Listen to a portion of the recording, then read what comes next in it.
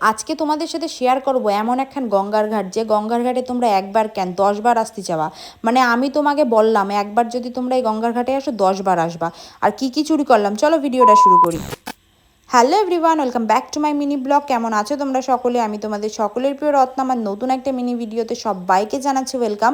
খুব সুন্দর করে রেডি শেডি হয়ে নিছি। এই জামাটা আমি রানাঘাট দিয়ে 150 টাকা চাইছিল, 120 টাকা দিয়ে কিনছি। আজকাল 120 টাকা একখান ঠিকঠাক গামছা পাওয়া যায় না, সেইখানটায় আমি কিনছি এখান এত সুন্দর টপ।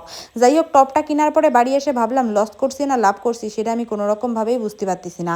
আমি যেহেতু পায়রাডাঙ্গায় রয়েছি, তাই আজকে পায়রাডাঙ্গায় মুকুন্দনগর ঘাট তো তোমাদের সাথে ঘুরাই আমি মানে অজ্ঞান করে দিছি। এত পরিমাণ মুকুন্দনগরের ঘাট ঘুরাইছি। আজকে তোমাদের সাথে ঘুরবো আমি হচ্ছে শিবপুর ঘাট। আর এই শিবপুর ঘাট ঘুরতে চাই যে কি অঘটন ঘটাই ফেলাইছি গাইস, কি আর কব। আমি সেই ঠাকুরনগর দিয়ে গাড়ি নিয়ে আইছি, বাড়ি যাওয়ার কোনো রকম নামই নিচ্ছি না। এই জায়গার লোকজন বিরক্ত হয়ে যাচ্ছে যে কবে আমি বাড়ি যাব। কোনো রকমভাবে আমি বাড়ি যেতে পারতেছি না, কিন্তু আমার বাড়ি কিন্তু এবার যেতেই হবে। আর মেইন যে বিষয়টা আমি তোমাদের সাথে শেয়ার করব সেটা হচ্ছে এই যে রাস্তা। এই জায়গায় কত ভক্তনাত্রী আসে, কত কোটি কোটি মানুষ আছে। আমার একটাই রিকোয়েস্ট, তোমরা কেন রাস্তাটা ঠিক করো না? আমি ভাবি আমাকে ঠাকুরনগরই কিন্তু একমাত্র খারাপ, যেই জায়গায় রাস্তা অলিগলি সবসময় খারাপ আর ভোটের সময় সব ঠিক হয়ে যায়। কিন্তু না, সব জায়গায় দিয়ে এই জিনিসগুলো আছে। এই যে যে পুকুরটা দেখতে পাচ্ছ না, এই পুকুরের মধ্যে কিন্তু বড় বড় কচ্ছপ থাকে। চলো তোমাদের সাথে সেটাই শেয়ার করব। আর এর ভিতরে কিন্তু কোন কোন মা রয়েছে সেটাও তো তোমাদের সাথে শেয়ার করতে হবে। এই ঘাটটায় আমি পাপানের সাথে, তখন আমি নতুন নতুন ওর সাথে আমার রিলেশন, মানে তখন ওই কত ধরো 1.5-2 বছরও হয়নি হয়তো।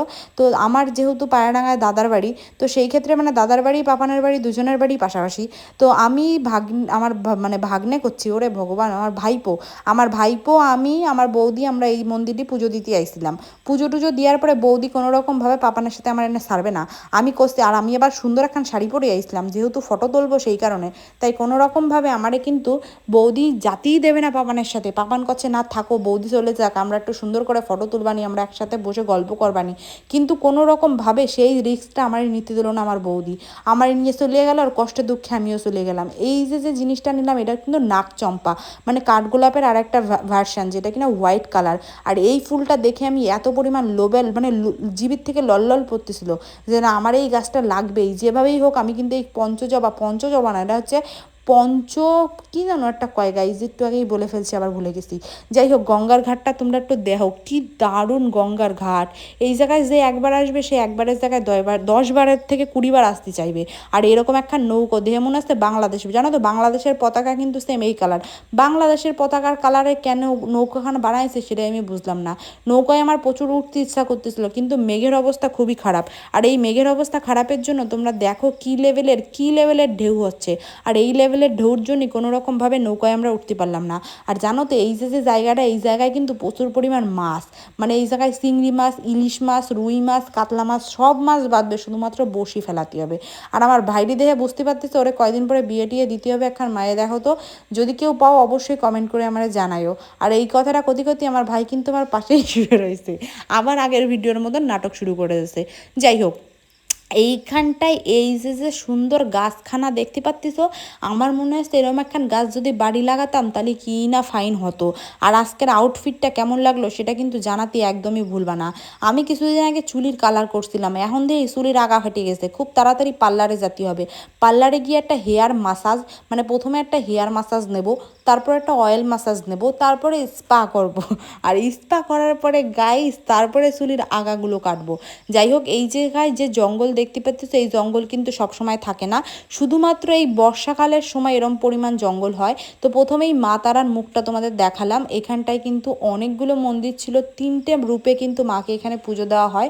তো যেহেতু 3টে রূপে পুজো দেওয়া হয়, আমি সেরকমভাবে নাম জানি না তাই বলতে পারলাম না, কিছু মাইন্ড করে না গাইজ, একটুখানি ম্যানেজ করে নিও। আর যেহেতু গাছ দেখলে আমার জীবের থেকে লক করে, সেই গাছটার চারাটা আমার বাড়িতে বানাতে হবে। এখানটা আমি নিয়ে নিলাম একটা রঙ্গন ফুলের ডাল। আর দেখো, ডাল নেওয়ার তো কোনো রকম এতে ভগবান পাপ দেয় না। কারণ হচ্ছে তুমি আমি আমি তো হয়তো লোকেরে কই নাই, কিন্তু যে গাছের থেকে আমি ডালটা ভাঙছি তাই না, সেই গাছটা আমি তো বলছি গাছ আমি তোমার কাছে দেখান ডাল নিলাম, ঠিক আছে, সেই ডালটা আমি বাড়ি বসে পোতবো। আর পোতার পরে সেই গাছের থেকে ফুল আসবে, তখন তোমার কথা মনে করব। আমি গাছটা পারমিশন নিয়েই গাছের কাছ থেকে ডালটা ভাঙছি, বুঝলা? তাই তোমরা উল্টোপাল্টা কমেন্ট করে না আমার চোরমোর বদনাম দিয়ে না। যাই হোক, আমি যে 2খানা চারা নিছি, সেই 2খানা চারা বলতে 2খানা ডাল নিছি, একটা নাকচম্পা আর একটা হচ্ছে রঙ্গন ফুল। দুটোর কিন্তু পুরো ফ্যান্টাস্টিক কালার, সেটা তো দেখে বুঝতেই পারছো। খুব তাড়াতাড়ি আশা করি ফুলও দেবে, সেটাও তোমাদের সাথে শেয়ার করব। যাই হোক, এবার গঙ্গার ঘাট দিয়ে পাশ দিয়ে আমরা টুক করে যাচ্ছিলাম, আর যাওয়ার সময় রাস্তা দেখে কি আর কব গাইস, যা ভক্তি আসে। এই জায়গায় ঝড় বৃষ্টি যখন হয় তখন মানুষের অবস্থা কি হয় সেই জিনিসটা একবার কল্পনা করো। যারা দূরে থাকো তারা তো বুঝবা না, যারা এই জায়গায় থাকো তারাই শুধু বুঝবা যে এই জায়গার যে কষ্ট, সেই কষ্টটা। আমি তো ভাই আমার গাড়িতেই নামায় দিয়েছে, কয় কি আমি নাকি এনে পড়বো, মানে এরম লেভেলের কাদা হয়ে গেছে যে রিস্ক না নিয়ে ভাবলাম থাক, ড্রাইভার আমার ভালো না, তাই আমি নিচেই নামে যাই আর ও হচ্ছে গাড়িতেই যাক। তো টুকটুক করে কিন্তু এবার আমি যাচ্ছি, আর এবার আমার ঠাকুরনগর ফিরতে হবে গাইজ। এই জায়গার লোকজন আমার এবার ঘাট ধাক্কা দিয়ে বাড়ি ফাটাই দেবে। এতদিন হয়ে গেল বাড়ি যাওয়ার কোনো নামই নিচ্ছি না, আসলে পায়রাডাঙ্গায় আসলেই বাড়ি যাওয়ার ইচ্ছাই করে না। আর এই দিকের গঙ্গার ঘাটগুলো এত সুন্দর এত সুন্দর, কি আর কব, প্রত্যেকটা জায়গা পুরো ফাটাফাটি। আর আমি যতবারই আসি না কেন চেষ্টা করি একটু গঙ্গায় আসা, কারণ গঙ্গায় আসলে মনটা পুরো ভরে যায়। আর জানো তো বিকেলবেলা এই জায়গায় তো পুরো পার্টি বসে, এই জায়গায় এত লেভেলের ভিড় হয় বিকেলবেলা। এরকম একটা সুন্দর পরিবেশ, একটা ফাটাফাটি জায়গা, প্রেম করার জায়গা, তাহলে বলো ছেলে ফেলে কেন আসবে না। বিকেল হলে এই জায়গায় এত দারুণ লোক হয়। আর এই জায়গায় কিন্তু থাকার ব্যবস্থাও রয়েছে, দেখতে পাচ্ছ এই রেস্টুরেন্ট। এই রেস্টুরেন্টে কিন্তু উপরে রান্নাবান্নার থেকে শুরু করে বিরিয়ানি কি খাবা তোমরা সব কিছু কিন্তু পাবা। তোমরা যদি চাও এই যে গঙ্গা, এখান থেকে চিংড়ি মাছ ধরে তোমাকে মালাইকারিও করে খাওয়ানি হবে, সেই সুব্যবস্থাও কিন্তু আছে। আমি কোনো রকমভাবে ভাইয়ের সামনে ভয়েস দিতে আসলে ও যে এমন স্যাবলামো করে গাইস, কি আর কব। এই জায়গায় এত সুন্দর বসার জায়গা করে দিয়েছে, এই জায়গায় তোমরা বসে কিন্তু ভুট্টা, পপকর্ন, তার সঙ্গে ঘটি গরমও খাইয়ে এনজয় করতে পারবা। যেহেতু এত ফাটাফাটি একটা জায়গা, তো এই জায়গায় বসে তো এগুলো করতেই হবে, তাই না?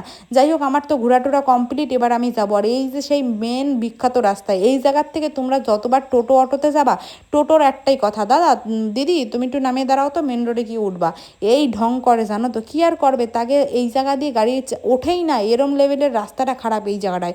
আমি জানি না এই জায়গার মানে কে মেম্বার, কে প্রধান, কে কি, কিন্তু তার কাছে একটাই রিকোয়েস্ট করবো, রাস্তাটা প্লিজ ভাই ঠিক করে দাও। কারণ অনেক বয়স্ক মানুষ আছে যারা টোটোতে করে এই রাস্তা দিয়ে রেগুলার চলাচল করে, তারা নামতে পারে না টোটোর দিয়ে, বুঝতে পারছো, এরকম অবস্থা হয় আর কি। তারপরে হুট করে যাওয়ার পথে এই জায়গাটায় আমি দাঁড়ালাম, কারণ এই কাকার দোকান দেখে ভাবছিলাম 10 টাকার ঝালমুড়ি খাবো, 10 টাকার ঝালমুড়ি খাইয়ে বাড়ি যাবো। কাকার আবদার কি কয়, কাকা কয় 10 টাকায় ঝালমুড়ি হয় না, আজকাল ঝালমুড়ির প্রচুর দাম বাড়িছে। তো ঝালমুড়ি খেলাম 30 টাকা দিয়ে। ওরে বাবা, সে যে কি ঝালমুড়ি, দেখা হবে নেক্সট ভিডিও।